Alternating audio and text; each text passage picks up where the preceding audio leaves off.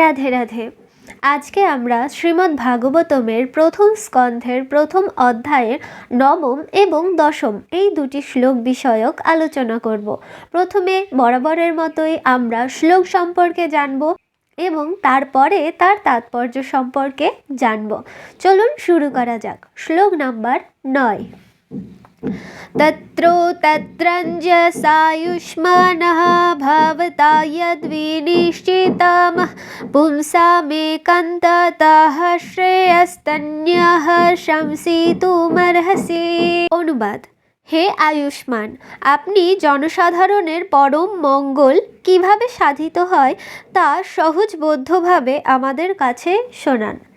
দেখুন, এখানে এই শ্লোকের অর্থের দ্বারা একটা বিশেষ বিষয়ের দিকে নোটিস করা হচ্ছে। সেই বিষয়টি কি? বিষয়টা হচ্ছে জনকল্যাণ। দেখুন, আমাদের সনাতন পরম্পরায় বরাবরই শেখানো হয় কি জীবের কল্যাণের কথা। বলা হয় কি জীবে প্রেম করে যেইজন সেইজন সেবিছে ঈশ্বর। এই যে যত ধরনের জীব আছে জগতে, যা কিছু আছে সব কিছু সম্পর্কে কিন্তু আমাদের সচেতন হওয়া উচিত। আর সনাতন পরম্পরা অনুসারে আমাদের সকল মুনি ঋষিরা যারা প্রাজ্ঞ বিজ্ঞ তারা সকলেই কি করে গেছেন, সব সময় জীবের কল্যাণের কথা ভেবে গেছেন। তাই জন্য এখানে কি বলা হচ্ছে, সকল জনসাধারণের পরম মঙ্গল কিভাবে সাধিত হয়। তারা কিন্তু নিজেদের কল্যাণের কথা ভাবছে না, তারা ভাবছে কি জগৎ সংসারের কল্যাণের কথা, যাতে আমার আপনার আমাদের সকলের মঙ্গল হয়। তারা একটা বিষয় নিয়ে খুবই সচেতন ছিল। তারা কখনো স্বার্থপর ছিল না আমাদের মতো, কিন্তু আমরা কলিযুগের মানুষেরা অত্যন্ত স্বার্থপর। দেখুন, এদের কাছ থেকেই মহানুভবতার প্রমাণ আমরা পাই এবং এদের কাছ থেকেই আমাদের এই শিক্ষাটা নেওয়া উচিত যে আমাদের শুধুমাত্র নিজেদের কথা ভাবলেই হবে না, জগতের কথাও ভাবতে হবে। দেশ দশ জীব সকলের কথাই আমাদের ভাবা উচিত। এরপরে আমরা চলে যাব দশম শ্লোকে। দশম শ্লোকে কি আছে?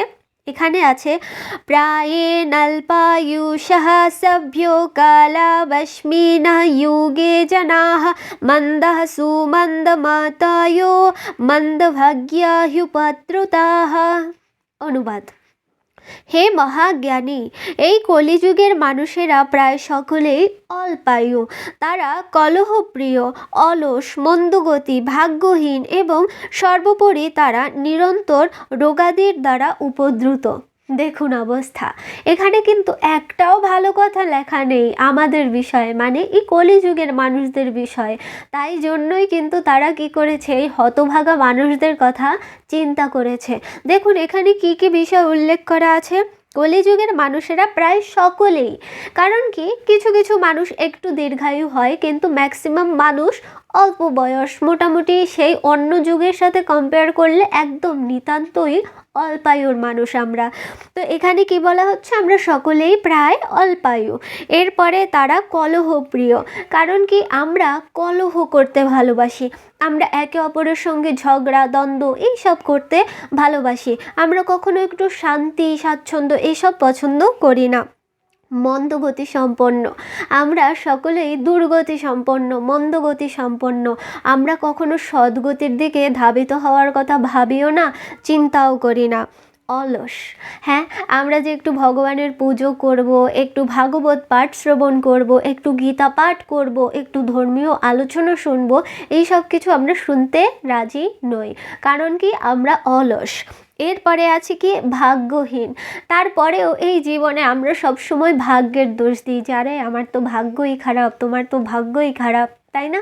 ভাগ্যকে আমরা দোষারোপ করি শুধু শুধু। দোষ তো মূলত আমাদের নিজের। আমরা যতই যা কিছু পাই না কেন জীবনে, ম্যাক্সিমাম বিষয় হচ্ছে আমাদের কর্মের ফল, কিন্তু আমরা দোষ দেই আমাদের ভাগ্য বেচারিকে। এরপরে আছে কি এবং সর্বোপরি তারা নিরন্তর রোগ আদির দ্বারা উপদ্রুত। এবার দেখুন, আমরা সকলেই না কোথাও গিয়ে অসুস্থতায় ভুগছি। কেউ শারীরিকভাবে অসুস্থ, কেউ শারীরিকভাবে অসুস্থ না হলেও কেউ মানসিকভাবে অসুস্থ। এই যে আমাদের অসুস্থতা মানে আমাদের শরীরের রোগ ব্যাধি, আমরা এই সব কিছু নিয়ে জর্জরিত। আর এতক্ষণ যা কিছু বলা হলো, এই সব কিছুর প্রভাব আমাদের জীবনে পড়ে। আর এত কিছুর প্রভাব যখন আমাদের জীবনে পড়ে, তখন কিন্তু আমরা ভগবানের পথে যেতে দ্বিধাগ্রস্ত হই। ভগবানের কাছে আমরা নিজেদেরকে সমর্পণ কখন করব? কারণ আমরা তো আমাদের সমস্যা নিয়েই ব্যস্ত, এই সমস্যাগুলোরই তো আমাদের সমাধান হচ্ছে না।